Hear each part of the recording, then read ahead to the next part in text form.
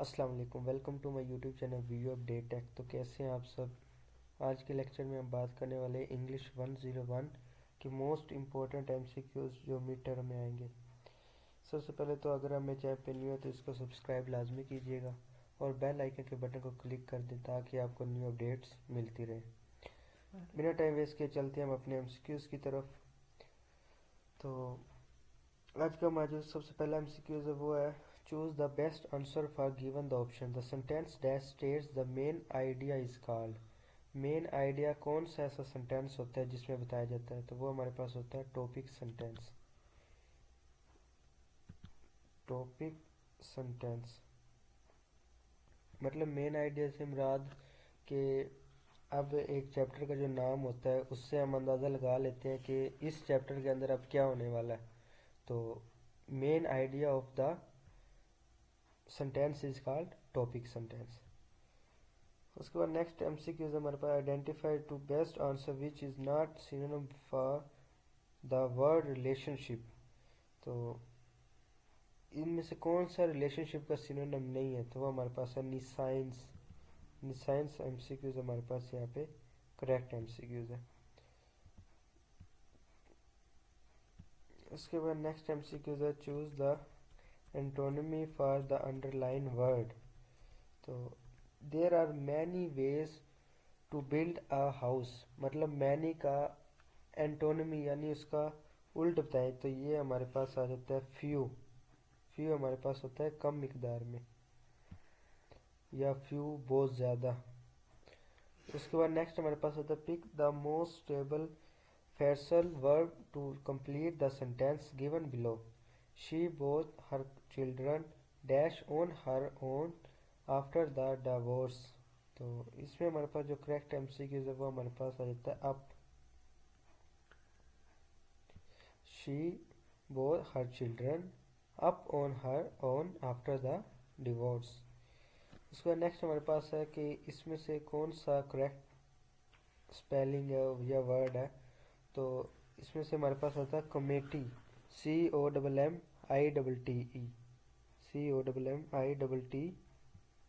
COMMITEE।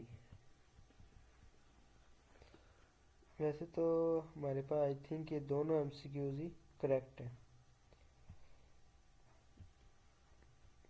उसके बाद सॉरी उसके बाद नेक्स्ट हमारे पास आ जाता है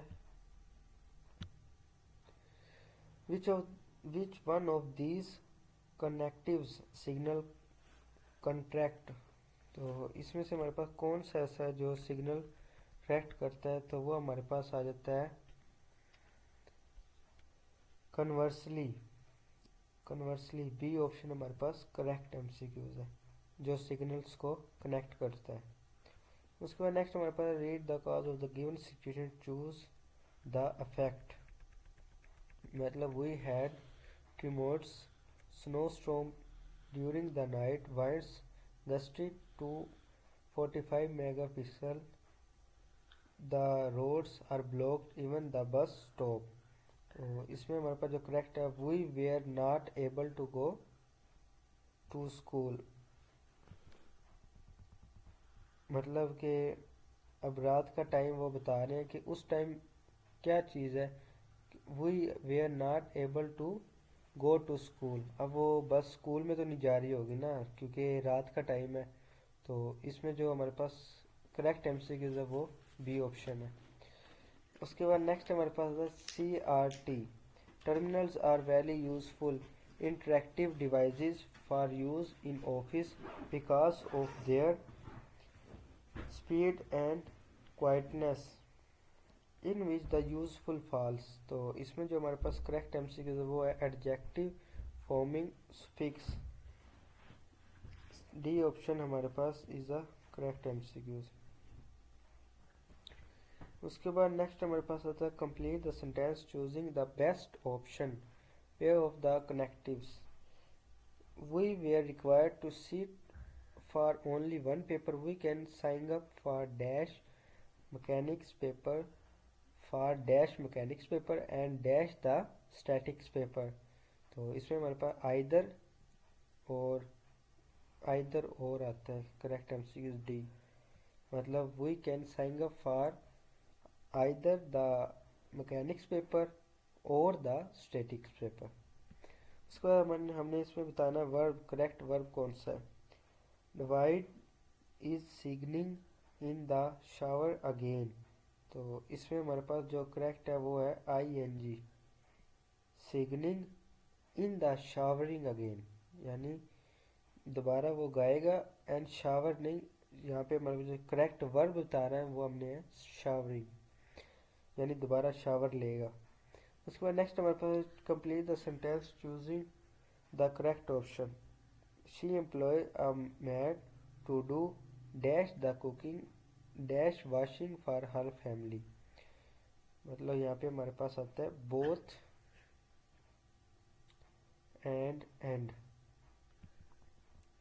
मतलब she employs a maid to do both the cooking, दोनों यहाँ पहले कुकिंग करेंगे, and washing the for her family, और फिर उसके बाद वॉश करेंगे। नेक्स्ट हमारे पास आ जाता है which one of these means to deliver, तो इसमें जो हमारे पास करेक्ट MCQ है वो हमारे पास कंसाइन, C ऑप्शन हमारे पास इज अ करेक्ट MCQ है। उसके बाद नेक्स्ट है which one of the following statement express fact, तो इसमें जो हमारे पास करेक्ट स्टेटमेंट है वो हमारे पास है option number C। In 2005 Brazil and FC Barcelona star Ronaldo was named FIFA world cup football, मतलब ये हमारे पास इसका करेक्ट MCQs है। उसके बाद choose the best meaning of the word underline, जो अंडरलाइन वर्ड है उसका मीनिंग कौन सा बेस्ट है। Being unstable to write the reliability for the business career, in business one must after the express opening and ideas in writing, तो इसमें हमारे पास drawback, reliability and drawback, इसमें हमारे पास करेक्ट MCQs है। उसके बाद हमारे पास होता है choose the best meaning for the word underline, तो पूरा इसको मैं नहीं पढ़ता, बस एनोलॉजी यहाँ पे से जो वर्ड है उसको पढ़ देता है। एनोलॉजी का जो बेस्ट हमारे पास आता है वो हमारे पास आता है कंपैरिजन, इसमें हमारे पास करेक्ट MCQ है। उसके बाद नेक्स्ट हमारे पास है choose the correct word or phrase to complete the sentence, मतलब कोई जो इसको सेंटेंस को कंप्लीट करे। Ever since the married Jane he had a new dash on life, तो इसमें जो हमारे पास करेक्ट MCQ है वो है lease is a correct MCQ। उसके बाद नेक्स्ट हमारे पास आ जाता है fill in the blank most tuber fares verb, the band are bringing dash a new album in a new year, तो इसमें हमारे पास जो करेक्ट MCQ है वो है out, the band are bringing out a new album in a new year.